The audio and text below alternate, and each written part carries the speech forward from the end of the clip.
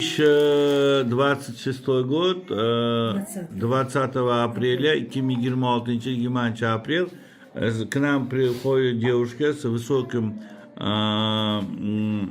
сахарным диабетом, высокой степени глюкозы в крови.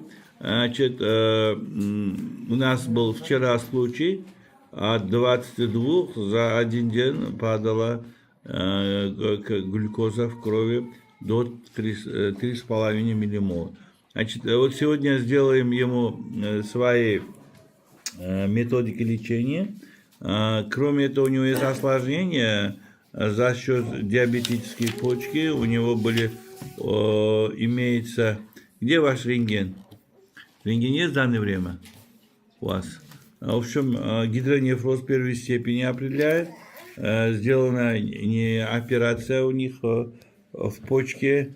Здесь состояние пока чуть-чуть хорошее со стороны почек, но все равно имеется вот такой, значит, мочеприемник. Значит, сегодня у вас был какой kanti neçideydi bugün? Kanti neçiydi? Neçi çıktı? 11'i 9 çıktı. Gün boyu 3-4 mahal ölçesiz. Hazır 16 çıktı. Gün boyu 3-4 mahal ölçesiz. Qo'lingizda insulinlar, shunaqami? Bizim metodikamiz bo'yicha mana bugun 22-kuni yana syomka qilamiz va nechi bo'lganini aytasiz. Kelishdik? Bu birinchi endi lecheniya boshlashimiz. To'g'ri, 1-2 kunga umumiy holatini o'nglab oldik. Nimaga desanglar, bu yerda kuchli gormonal preparatlar ham ichar ekan va yana demak yo'lda charchab qolib holati ancha yomon bo'lgan ekan. Uzoqdan kelishgan, shuning uchun shunaqa. Они приехали издалека, поэтому на дороге у них были некоторые осложнения, поэтому 2-3 дня мы лечили только с нашими 100% биологическими добавками, без химикатов. И с сегодняшнего дня начнем уколы делать. И посмотрим, какой эффект будет давать наша методика лечения. Alloh shifosini etsin. Qalaysan o'zing? Biror narsa gapirib qo'y o'zing.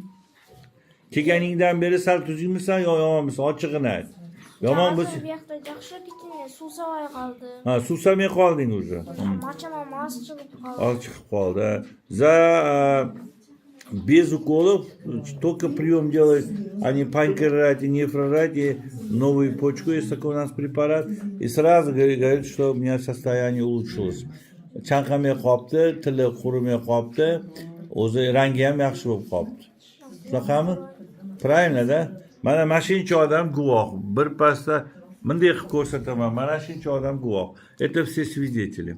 Они у нас стационарно лечатся, и кто приходит, поэтому сейчас вот будем наблюдать. Аллах шифа берсин, дай Бог вам здоровья.